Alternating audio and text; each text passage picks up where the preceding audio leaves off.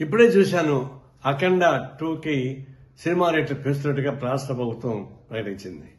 ఇలాంటి ప్రకటన ద్వారా కదా ఐబొమ్మ రవి లాంటి వాళ్ళు పుట్టేది.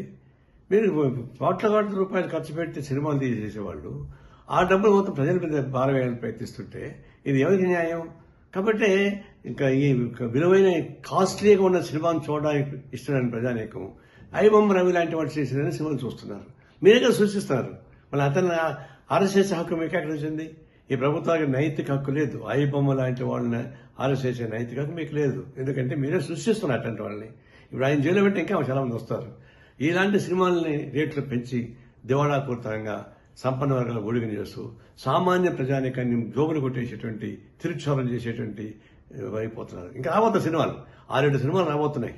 అవి ఎందుకు పెంచుతారు ఇంకా అంటే అట్లా పెంచుకుని పోయి ప్రజలను భారం వేస్తుంటే ఇట్లాంటి ఐబొమ్మ రవి లాంటి వాళ్ళు చాలా మంది పుడతారు. వాళ్ళు రావడం మీ చేత కాదు. ఇది స్వయంకృత అపరాధం. వ్యవస్థలో చేస్తున్నటువంటి అనేక అరాచకాల భాగంగా ఇది ప్రభుత్వం తగిన చర్యలు తీసుకోకపోతే ఇలాంటి అరాచకాలు జరుగుతూనే ఉంటాయి. తక్షణం ఈ సినిమాలు ఆ పద్ధతి ప్రజలకు దూరం చేయబాకండి. సినిమా థియేటర్లకి ప్రజలకు దూరం పెంచేస్తున్నారు. సినిమా థియేటర్లు 100 రోజులు 50 రోజులు ఆడుతూ ఉంటే జనం చూస్తారు. సామాన్య ప్రజలకు మీరు 3 రోజులు మొత్తం డబ్బులు వారుకున్న తర్వాత అది ఎవరు చూస్తారు?